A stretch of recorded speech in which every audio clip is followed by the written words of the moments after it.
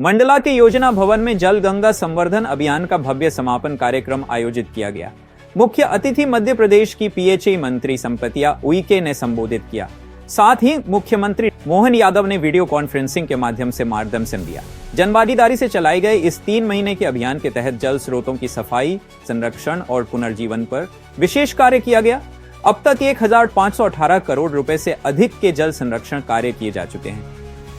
कार्यक्रम में जल बचाने की सामूहिक प्रतिबद्धता और जन सहभागिता को रेखांकित किया गया। यूनाइटेड न्यूज ऑफ एशिया के लिए मंडला से कमलेश टेकाम की रिपोर्ट।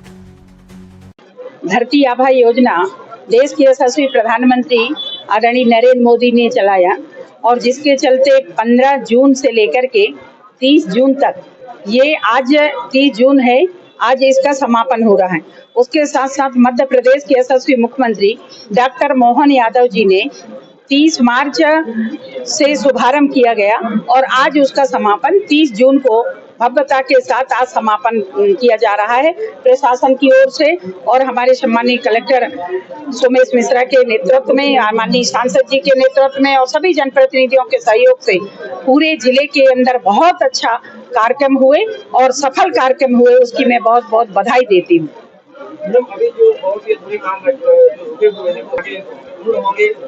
जिस तरह से जल गंगा संवर्धन अभियान ये कंटिन्यू लगातार चलेगा, पर चूंकि जन अभियान जो जनता के द्वारा जो अभियान चलाया गया था 3 महीने तक, उसमें जनता जनार्दन, वॉलंटियर और हमारे जो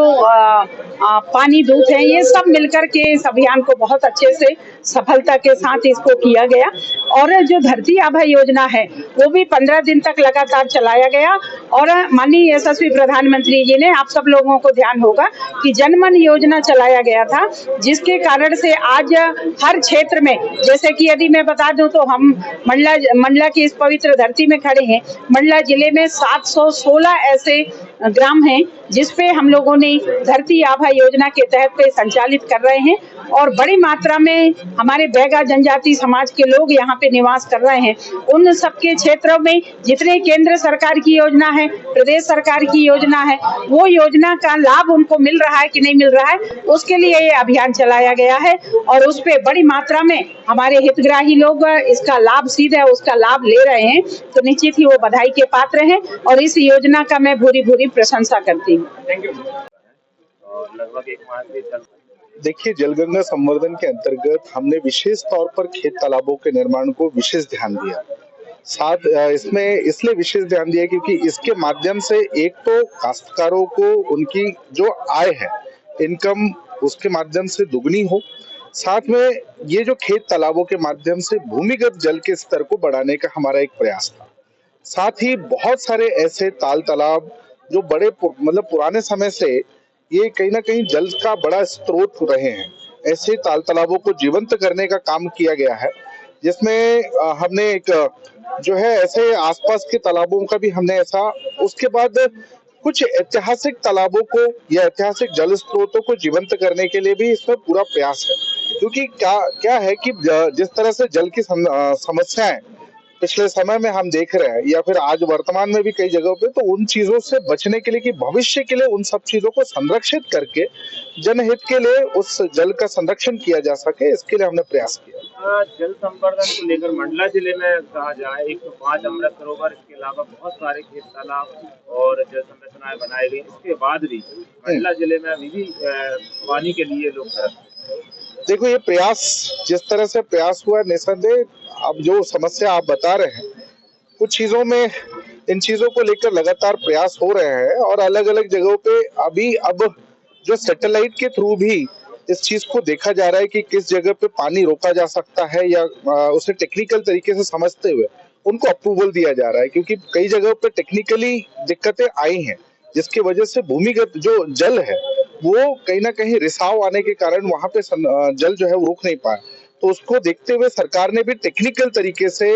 सैटेलाइट मैप्स के थ्रू या सैटेलाइट फोटोज के थ्रू उन चीजों को देखते हुए उन्हें फाइनलाइज करने का काम किया है, जिसमें जो